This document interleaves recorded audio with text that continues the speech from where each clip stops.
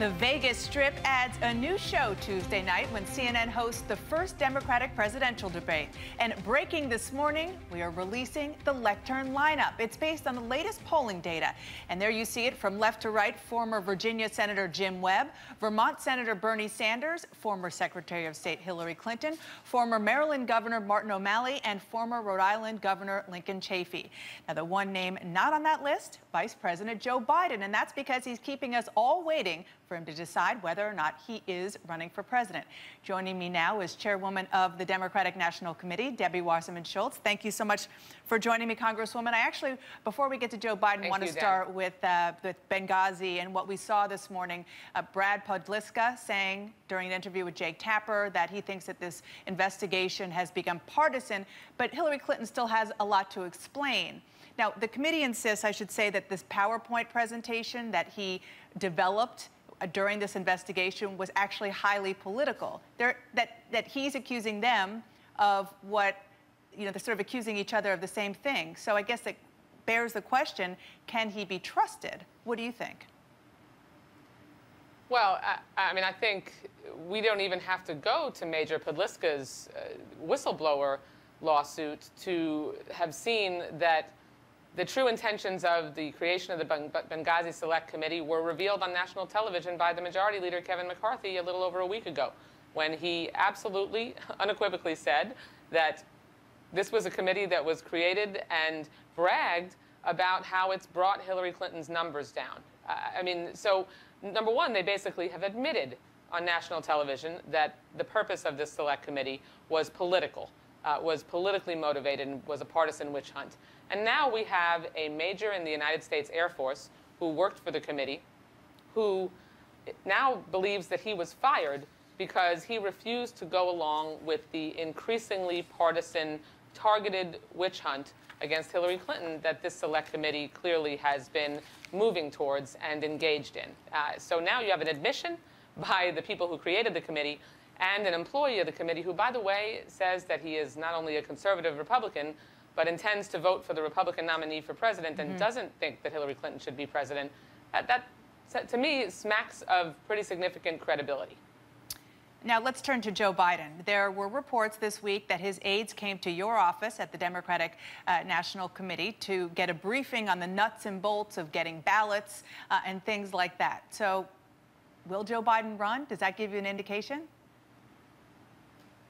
Well, my staff at the DNC is responsible for giving briefings to announced candidates, to candidates that are thinking about running. So that's something that we do routinely all the time.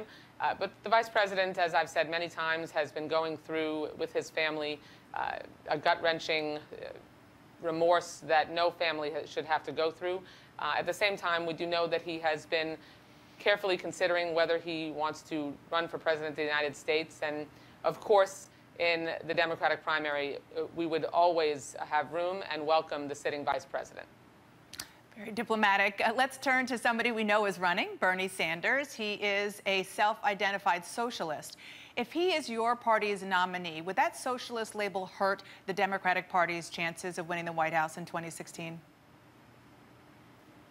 Dana, this election is going to be decided based on what the voters believe is the best choice in their candidate for president, who is going to help make sure that their lives can get better. And any one of our candidates on that stage on Tuesday night, and we're excited and looking forward to CNN putting on this debate with us, any one of those candidates is in dramatic contrast to any of the Republican circus performers that are on the other side. They're talking about equal pay for equal work and making sure that we can create more jobs and making sure that we can create a pathway for legal status and citizenship for immigrants in this country. And the Republicans are saying, let's kick more immigrants out of the country. Let's take away health care from women and from all Americans. So, Congresswoman, so that's the way the American people are going to make this choice. You believe that Bernie Sanders could beat any Republican?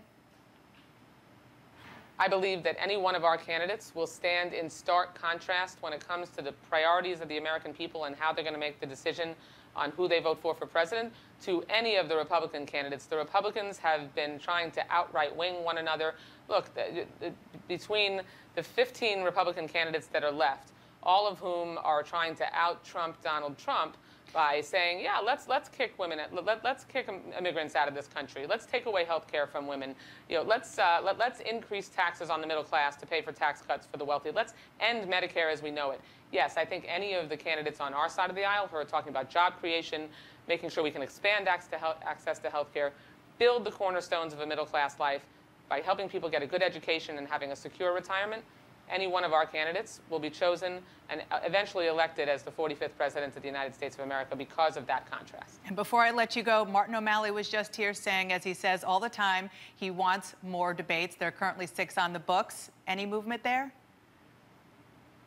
We're excited about the first debate coming up on Tuesday. We have 6 debates throughout our cycle, along with a number of candidate forums. Looking forward to working with CNN on Tuesday. There are so many people who are focused on making sure that we can look at the fact that when we had a conservative Republican president, we were losing 750,000 jobs a month. We've come through that, 67 straight months of job growth in the private sector.